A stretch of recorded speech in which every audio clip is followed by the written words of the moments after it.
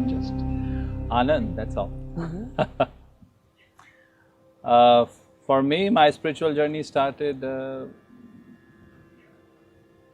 think, as I was born. I was blessed to be born here in Rishikesh, in Lakshman Jhula, to be precise, on the banks of the Ganga. I was talking about it with the course, with the students, that today is the 52nd anniversary of my parents. 52 years they've been married. And how my father, who was in a big city, came to Lakshman Jhula just out of chance, thinking he would be here for a week, but he couldn't leave ever back, so he just stayed. And so, by the grace of existence, I was born in the right place at the right time. And I had the blessing to meet my Guru right then. He's the one who named me. His name was Maharaji Ananda Swaroop. So he named me after himself. So he was the second one to see me after my father and my mother.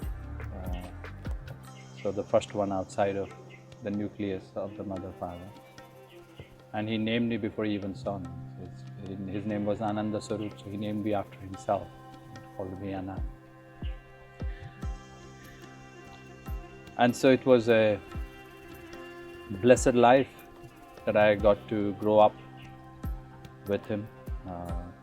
My parents are deeply spiritual people, and so it was the right environment for me in this incarnation. There was no resistance. It was just a blessed birth and a blessed life. So I was with Maharaji for 18 years. He was in his body in 18 years, almost every day. And I've studied with him and trained with him, and by the grace of him, got to meet different masters and different teachers around the Himalayas. So it seems for me, in this life, it was just a very natural unfolding. There was not a search in that sense. So I always feel it was a continuation of past life. I often joke about it that one of the masters who's because we practice Kriya and teach Kriya also. And so, one of the masters who's very close to my heart is Paramahansa Yogananda. I said, I often say he was born in Calcutta and he was always trying to come to Rishikesh, but he never made it. So I just decided to be born here, the right place. And so that's how my journey has been. My spiritual journey unfolded from a very young age, spending time in higher Himalayas with Maharaji, meeting masters, practicing, learning. And most of the learning was happening through absorbing, just being with him and with his peers. And he transitioned when I was 18 years old. And then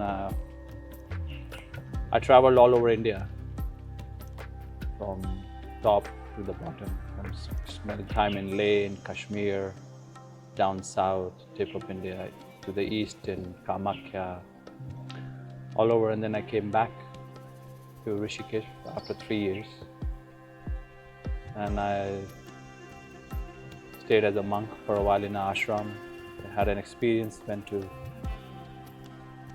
went to Vashishta's cave, spent around 2 months there.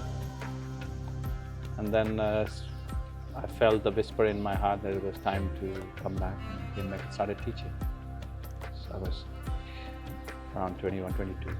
And now it's been 2 decades of teaching. And can you talk a little bit about your teaching? What is unique about your teaching? I don't focus on what's unique, because that's just a marketing way of thinking about the teaching. So if I can tell you what my teachings are about. And my approach is what I learned, and my approach is integrated approach, our approach, and that's I find that if there is to be growth, it has to be integrated and holistic. And if there is imbalanced growth, it's not growth. So if we are truly talking about growth of the Atman, growth of the soul, we have to address all aspects of being. And so our approach is holistic, integrated. The word yoga for me means that. It means integration, the state of integration, the practice of integration, and the experience, which is not fragmented but unified. So the practice, the state, and the experience all have to have the element of unity in it. And that's the Sattva approach. So it's we draw from the Yoga Vedantic tradition, but as the beauty of these teachings, spiritual teachings that have come out of India, there is always the written tradition and oral tradition. So the oral tradition is primary, the written tradition is in support of the oral tradition. So whenever we travel all over India, there is always all the different masters and teachers will draw from the written tradition certain aspects, and then they will have their own unique way of sharing their own beautiful gifts, the way they share from their own oral tradition. And so our emphasis has been on an integrated approach. Our techniques and practices so address every distinct layer of being, as also on the level of deeper study. So we have open practices where anybody can come and study, and then we have closed, more initiation setting practice, more closed, which require a specific preparation before people can participate in it, right? So like, for example, now we're doing Sri Shuktam. It is a more closed setting practice.